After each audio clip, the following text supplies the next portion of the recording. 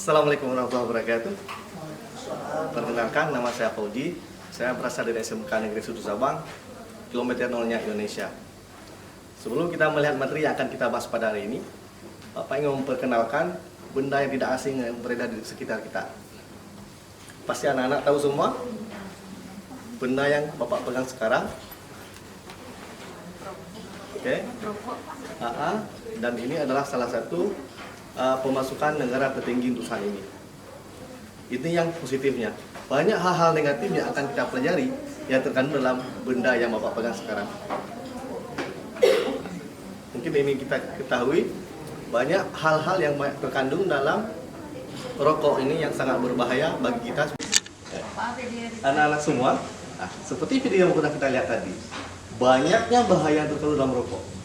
Apalagi kita di usia masih remaja yang masih membutuhkan masa depan kita masih cukup panjang. Salah satu yang bisa kita ambil kesimpulannya adalah bahaya merokok dapat menyebabkan penyakit jantung, stroke, masalah kesuburan, dan gangguan paru-paru yang kronis pada tiap remaja. Seperti yang kita ketahui, seperti yang kita bahas, bahaya merokok bagi kita remaja, dan kita perlu tahu bahwasannya berdasarkan data dari Kesehatan Kementerian, hampir 80% di total perokok di Indonesia itu mulai merokok di usia 19 tahun. Dan itu masih kategori remaja yang masih panjang masa pertumbuhan. Merokok dan usia 15 sampai 19 tahun. Di urutan kedua, itu ada kelompok usia perokok, itu adalah usia 10 sampai 14 tahun. Nah, itu sangat berbahaya sekali karena memang disitulah usia-usia remaja yang masih dalam tahap pendidikan sekolah SMP dan SMA. Kebiasaan merokok diketahui dapat menyebabkan sebanyak 6 juta orang meninggal dunia setiap tahunnya. Itu adalah disebabkan oleh perokok aktif dan perokok pasif.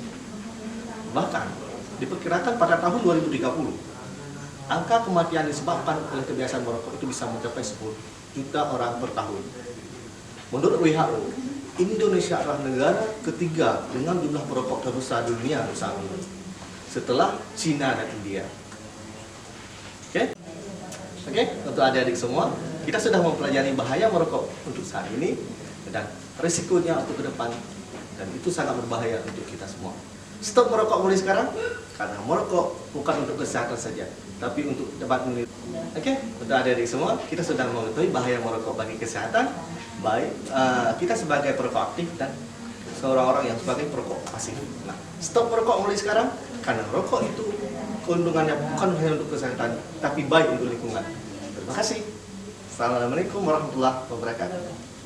Kita semua kenal dengan yang namanya rokok, dan bagaimana semua orang berkata bahwa merokok merupakan aktivitas yang tidak sehat. Tapi sebenarnya bagaimana sih rokok mempengaruhi badan kita?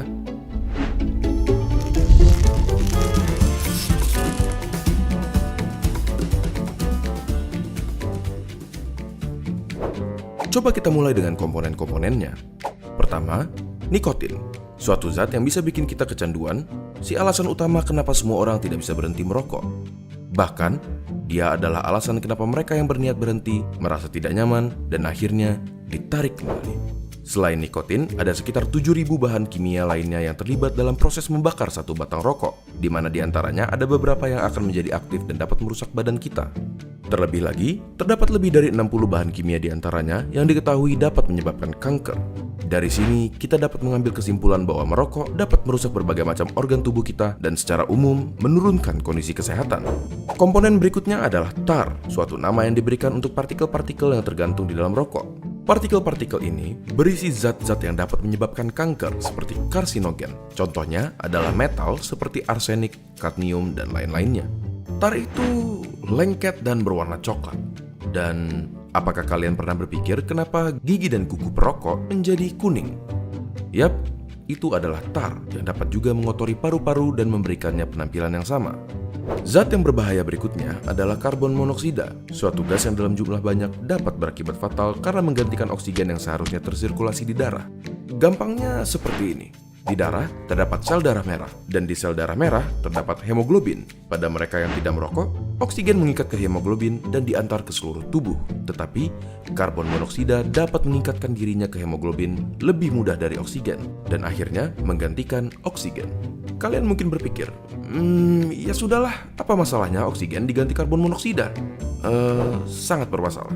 Karbon monoksida membuat darah semakin kental dan pada aktivitas seperti berlari yang membutuhkan banyak suplai oksigen, organ-organ penting seperti jantung, otak, dan lain-lain jadi kebagian sedikit sekali oksigen dan dapat berakibat fatal. Selain itu, di dalam rokok terdapat sesuatu yang bernama hidrogen cyanida. Paru-paru kita biasanya mempunyai rambut-rambut kecil bernama silia yang membantu membuang zat-zat asing yang memasuki saluran pernafasan. Hidrogen cyanida menghalangi tubuh kita dalam melakukan proses tersebut dan membiarkan bahan-bahan kimia seperti hidrokarbon, nitrous oxide, organic acid, dan lain-lainnya yang ada di dalam rokok berkumpul di dalam paru-paru dan merusaknya. Tetapi, di balik kenyataan bahwa merokok merusak paru-paru, jantung, pembuluh darah, bahkan otak sampai dapat menyebabkan stroke, ada fakta menarik yang tidak semua orang tahu. Suatu penelitian menyatakan bahwa merokok mengurangi risiko penyakit yang bernama ulcerative colitis, suatu penyakit di usus. Tetapi, rokok meningkatkan kemungkinan terkena Crohn's disease, suatu penyakit di usus juga. Apakah bebas dari ulcerative colitis sepadan dengan risiko-risiko lainnya?